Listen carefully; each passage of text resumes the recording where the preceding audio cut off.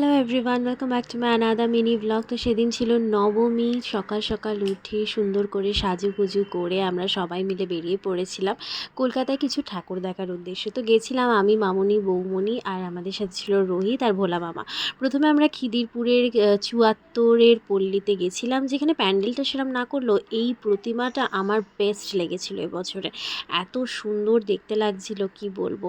আর সেদিন গরম বীভৎস ছিল, আর এখানে লাইভ মিউজিকও ছিল, যেটা হয়তো সন্ধেবেলায়, তাই গরমে আবার গাড়িতে উঠে একটু ফ্রুটি খেতে খেতে পৌঁছে গেছিলাম চেতলাতে। তার আগেও কয়েকটা ছোটোখাটো ঠাকুর দেখেছিলাম, তবে তারপরে সোজা চেতলাতে চলে গেছিলাম। ভিড় ভীষণ ছিল, তবে অন্য সময় তুলনায় একটু হালকাই ছিল। আর এই প্যান্ডেলটা নিয়ে জাস্ট আমার কিছু বলার নেই। এবারে খুব একটা ঠাকুর না দেখলেও তবে চেতলা আমার সবথেকে বেস্ট লেগেছিল।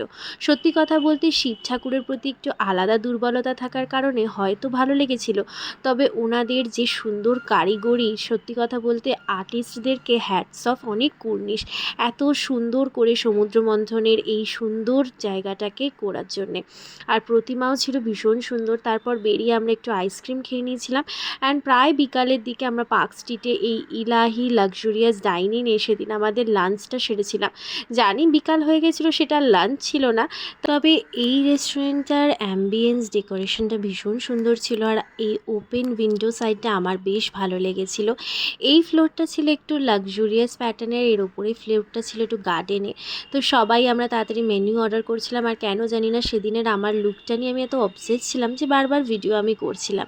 দেন স্টার্টার আর মেন কোর্সের মধ্যে সবাই ঝাঁপিয়ে পড়ে খাওয়া দাওয়া কমপ্লিট করে প্রায় সন্ধ্যের নাগাদ আমরা বেরোলাম খেয়ে দিয়ে।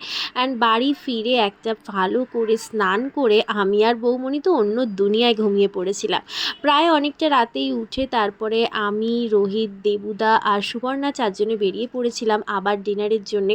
সত্যি কথা বলতে ঠাকুর দেখার এনার্জি আর ছিল না, আর আবারও আমরা পার্ক স্ট্রিটের দিকে গেছিলাম।